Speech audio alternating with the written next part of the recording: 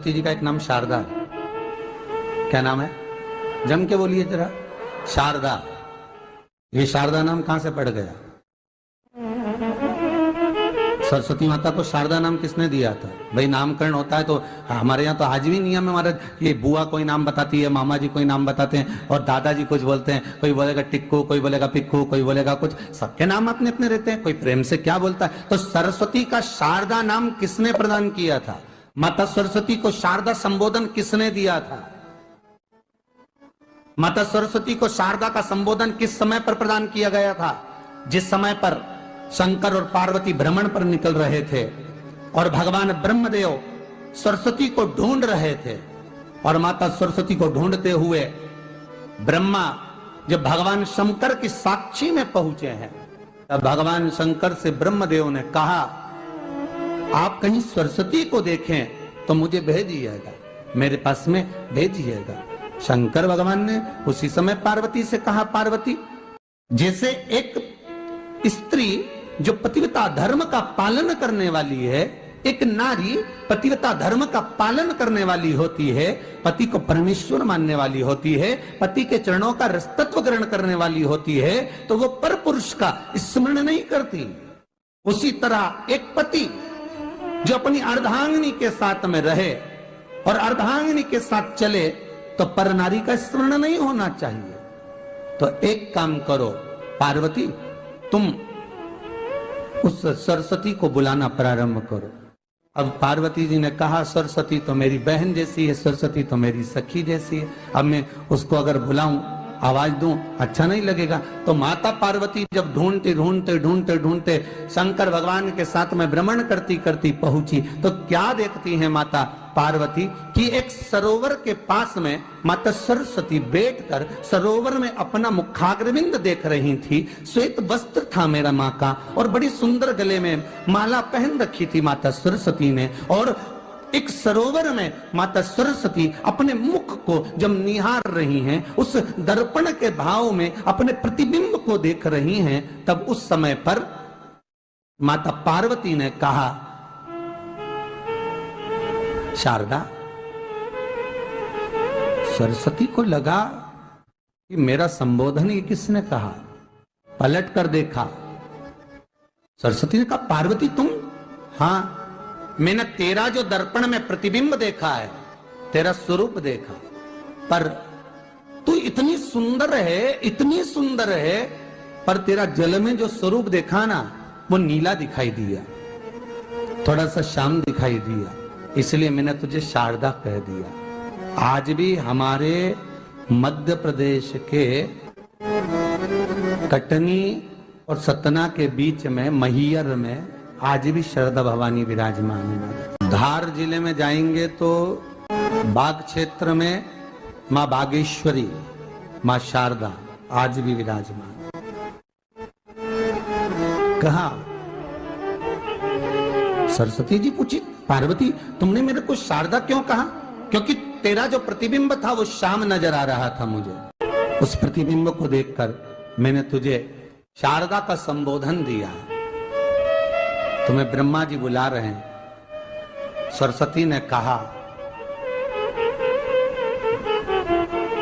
पार्वती मैया, दीदी, आपने मुझे जो नाम दिया है, जगत के लोग, संसार के लोग मुझे इस नाम से जब पुकारेंगे, तो ये शारदा, ये सरस्वती स्वयं उसके कंठ पर, उसके मस्तिष्क पर सदा विराजमान रहेगी, ये शारदा बनकर। इसलिए हमारे स्कूलों में, हमारे काव्य ग्रंथों में, हमारे जो कविगण रात्रि को जो काव्य पाठ करते हैं, कविता का स्मरण करते हैं, वो सरस्वती की वंदना नहीं करते, हे शारदे मां, शारदा की वंदना करते।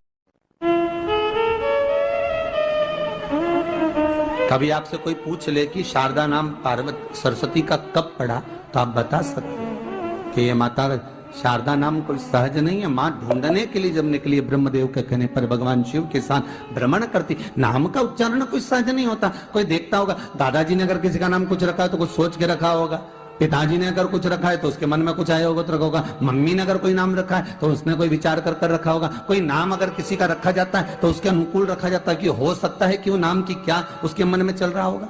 तो शारदा का संबोधन कोई सहज नहीं है। माता सरस्वती का एक नाम शारदा हुआ, इसलिए संबोधन में सरस्वती कम शारदे मां ज्यादा बोला जाता है। आप कब्द पाठ कर लो, नाम जाप कर लो, स्मरण कर लो।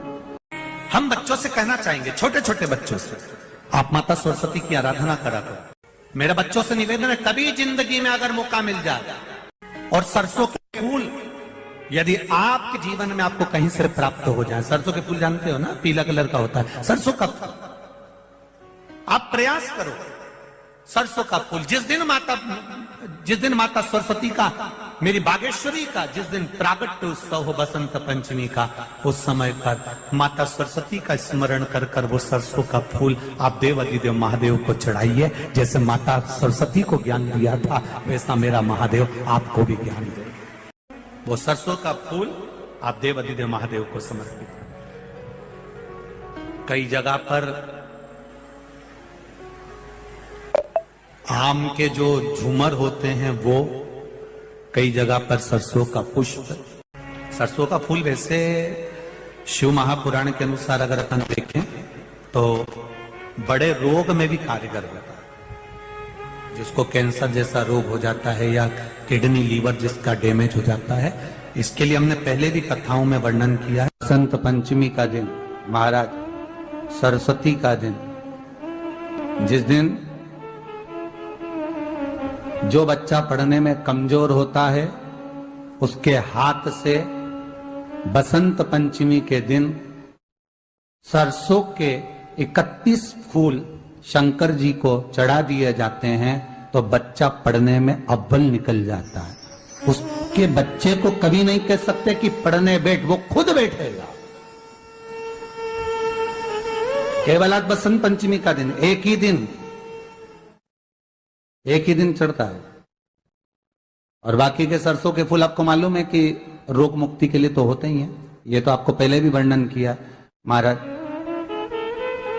कि जब कोई एकदम रोग आ जाए और डॉक्टर एकदम बोल दे कि ये रोग भारी आ गया है और इसकी जांचें जाएंगी और फिर ये कुछ भी हो सकता है, तो क्या करा जाता था कि 108 सरसों के फूल लाकर तुरंत शंकर भगवान को चढ़ाए जाते थे महाराज। तो चढ़ाने के बाद में रिपोर्ट अच्छी आती है। ऐसा नियम है। कहीं ठेका, कोई ठेकेदारी करते ना, जो ठेका भरते हैं कि भाई मेरा टेंडर आना चाहिए, मेरा ये काम होना चाहिए, मेरी मल्टी बनना चाहिए, या मेरा ये काम के लिए जानो, ये काम फतेह होना चाहिए, उसके सबके हाथ पैर जोड़ने से अच्छा है एक काम करो, बस 108 सरसों के फूल उठाओ, शंकर जी का उद्धतेश्वर महादेव का नाम लिखो और छोड़ दो, शिव जी के ऊपर एक एक कर चढ़ा दो, वो ठेका तुम्हें ही मिलेगा, वो काम तुम्हारे पास ही आएगा। बस केवल अवधूतेश्वर मां, अर्थात ये जो क्रम है, ये वो क्रम तो 108 सरसों के फूल का आप कभी भी कर सकते हो, पर जो ये बच्चों के लिए किया जाता है वो केवल बसंत पंचमी के दिन ही होता है। शिव को प्रिय है पुष्प में आंक का पुष्प, जो आंकड़े का पुष्प होता है शंकर को बड़ा प्रिय है। और दूसरे नंबर पर शंकर को प्रिय है शमी का पुष्प, बहुत ध्यान देना महाराज। तीसरे नंबर पर शंकर को प्रिय है महाराज सरसों का पुष्प। सरसों होती है ना, जो राई अपन बोते हैं, सरसों बोते हैं, उसमें पीले कलर का जो पुष्प लगता है। हमारा तो निवेदन रहता है जब तक सरसों आए तो प्रयास करा करो कि सरसों के 108 पुष्प शंकर भगवान पर चढ़ाना प्रारंभ कर दो। महाराज ये पक्का है कि वर्ष भर कोई बड़ी बीमारी आपको घेर नहीं सकती अगर सरसों के फूल शिव को चढ़ रहे हैं तो।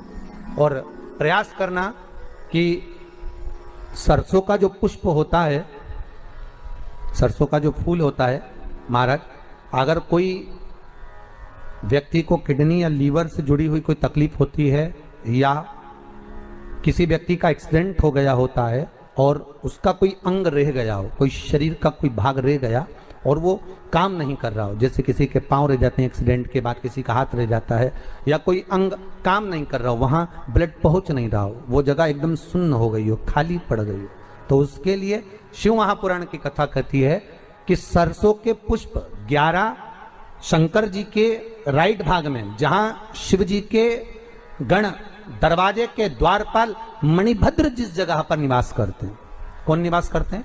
मणिभद्र। शंकर जी के दरवाजे के द्वारपाल हैं मणिभद्र जी। तो मणिभद्र दरवाजे के द्वारपाल में राइट भाग में मणिभद्र जी विराजते हैं। मतलब राइट भाग कौन सा हुआ?